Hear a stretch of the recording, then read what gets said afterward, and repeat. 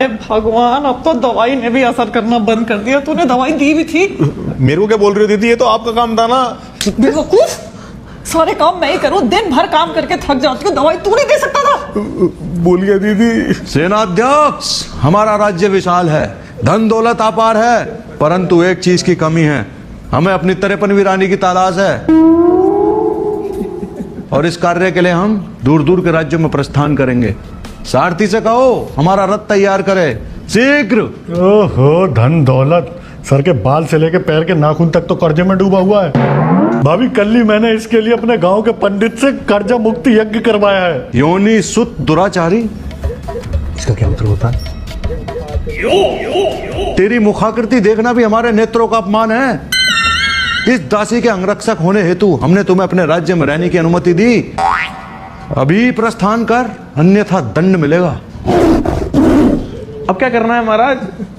राज्य अधूरा है सेनाध्यक्ष, हमें अपनी 53वीं रानी की तलाश है। हम दूर दूर के राज्यों पर आक्रमण करेंगे और वहां की राजकुमारी से विवाह करेंगे। हे भगवान, कितनी औरतें चाहिए आदमियों को, कब भरेगा इनका पेट? पेट तो इसका अभी भर दूंगा मैं।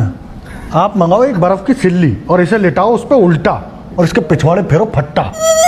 बर्फ की सिल्ली छोड़, ऐसा चांटा मारूंगी इसके छोटे दिमाग पे, 2 मिनट में सारा सॉफ्टवेयर अपडेट हो जाएगा। मूर्ख दासी, त्रुटि हुई जो पानीपत के युद्ध में ही तेरा वध नहीं किया।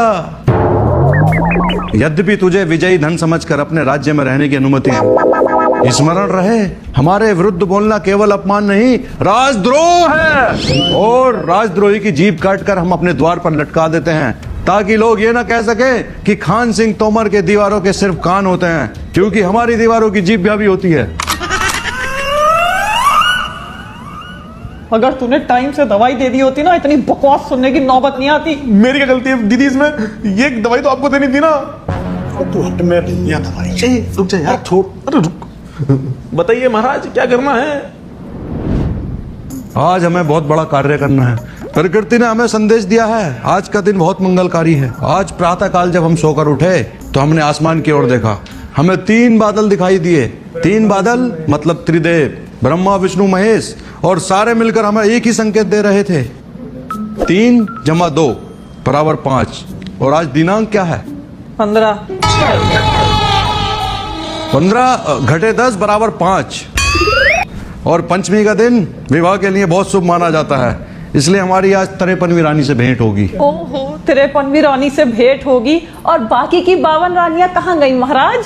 मूर्ख दासी, वे सब तपस्या में लगी हैं, हमारी शान को बचाने की तपस्या।